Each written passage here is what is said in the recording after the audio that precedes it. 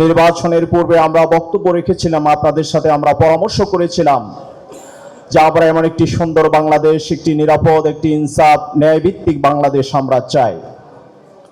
আপনারা আপনাদের ভোটাধিকার প্রয়োগ করেছেন, আপনারা ভোট দিয়েছেন, কিন্তু এখনো আমাদের সমাজে আশেপাশে, এখনো কারণ বাজারে, এখনো আমাদের পাড়া মহল্লাতে, এখনো বাংলাদেশের বিভিন্ন জায়গায় সিন্ডিকেটের মাধ্যমে চাঁদাবাজি দুর্নীতির এক মহা উৎসব চলেছে।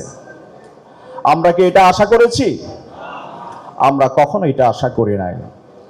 অনেক আশা প্রত্যাশা আপনারা দীর্ঘ সময় অপেক্ষা করে, দীর্ঘ 16-17 বছর বাংলাদেশে যে নির্বাচন হয়নি, মানুষের ভোটের অধিকার কেড়ে নেওয়া হয়েছে, মানুষের কথা বলার অধিকার কেড়ে নেওয়া হয়েছে।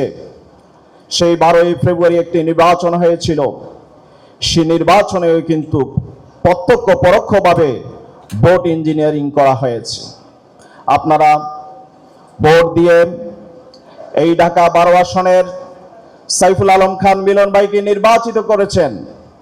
আপনাদের প্রত্যাশা এই এলাকা থেকে যত ধরনের দুর্নীতি, চাঁদাবাজি, টেন্ডারবাজি আছে সমূলে এগুলো মূলোৎপাটন হবে ইনশাআল্লাহ। কিন্তু প্রিয় ভাইয়েরা, আমরা একটা কথা আপনাদের কাছে ব্যক্ত করতে চাই, জামাত ইসলাম চেষ্টা করে যাচ্ছে সারা বাংলাদেশে, ইতিমধ্যেই সারা বাংলাদেশে পরীক্ষিত হয়ে গেছে জামাতের বিরুদ্ধে শত ষড়যন্ত্র, জুলুম, নির্যাতন, স্টিমরোলার চালিয়েও জামাতের এই সত্য সুন্দরের পথ চলাকে কেউ স্তব্ধ করে দিতে পারেনি, ভবিষ্যতে ইনশাআল্লাহ পারবে না।